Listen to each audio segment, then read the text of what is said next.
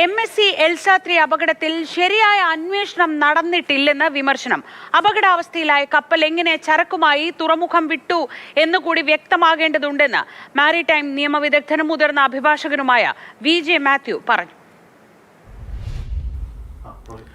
MSC എൽസ-3 അപകടം നമുക്കെല്ലാവർക്കും അറിയാം. ആ കപ്പൽ മുങ്ങുന്നതിന് മുൻപ് വിഴിഞ്ഞം തുറമുഖത്ത് നിന്നാണ് പുറപ്പെട്ടത്. ആ തുറമുഖത്ത് എത്തിച്ചപ്പോൾ തന്നെ അതിന് സ്റ്റെബിലിറ്റി പ്രശ്നങ്ങൾ ഉണ്ടായിരുന്നു എന്ന് വ്യക്തമാവുകയാണ്. ഇപ്പോൾ യഥാർത്ഥത്തിൽ ഇതൊരു വരുത്തിവെച്ച ദുരന്തം ആ രീതിയിലേക്ക് മാറുകയല്ലേ? അഡാനി ബുദ്ധിപൂർവ്വം ഇവർക്ക് 3 പ്രാവശ്യം പ്രൊട്ടസ്റ്റ് ലെറ്റർ കൊടുത്തിട്ടുണ്ട്.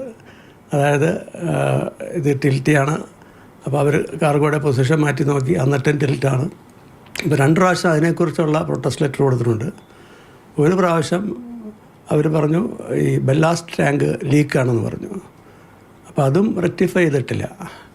അപ്പോൾ പറഞ്ഞു ഇതുമായി ബന്ധപ്പെട്ട ഒരു ഇൻസിഡൻറ്റിനും അഡാനി തുറമുഖം ഉത്തരവാദിയല്ല എന്ന് ആ പ്രൊട്ടസ്റ്റ് ലെറ്ററിലുണ്ട്. പക്ഷേ പിന്നീടുള്ളൊരു കാര്യം, ഇങ്ങനെ അപകടപ്പെട്ടൊരു കപ്പലിനെ എങ്ങനെ പോർട്ട് ക്ലിയറൻസ് കൊടുത്തു എന്നുള്ളതാണ്. എൻ്റെ ഒരു പേഴ്സണൽ ഒപ്പീനിയൻ, ഒരു ഏജൻസിയും 1 വർഷം കഴിഞ്ഞു. അപ്പോൾ FIR ഇട്ടത് തന്നെ അറിയാമല്ലോ, വളരെ വിഷമിച്ചാണ് FIR ഇട്ടത്. 1 ഇഞ്ച് പോലും ഒരു അന്വേഷണം നടത്തിയിട്ടില്ല. ക്രിമിനൽ കേസ് പോട്ടെ, ഈ അന്വേഷണത്തെക്കുറിച്ച് അന്വേഷണം നടത്തണ്ടേ? MMDO DGO ഒരു അന്വേഷണം നടത്തിയിട്ടില്ല. ഓയിൽ മാറ്റിയിട്ടില്ല, ബങ്കർ മാറ്റിയിട്ടില്ല. പിന്നെ അസാഡസ് ആയിട്ടുള്ള 13 300ഓളം കണ്ടെയ്നറുണ്ട്. കാരണം ഒന്നും പുറത്തു വന്നിട്ടില്ല. ഇതിലേറ്റവും പ്രധാനപ്പെട്ട കാര്യം, ഇതുവരെ ഒരു അന്വേഷണത്തിൽ ഇത്തരം പ്രധാനപ്പെട്ട രേഖകളൊന്നും വന്നിട്ടില്ലേ? എന്തുകൊണ്ട് ഈ ക്യാപ്റ്റനെയും മറ്റ് ആളുകൾക്കുമെതിരെ ഇതൊരു കൃത്യമായ എവിഡൻസ് ആണല്ലോ, അതിലൊരു നടപടി വരാത്തത് എന്തുകൊണ്ടായിരിക്കും?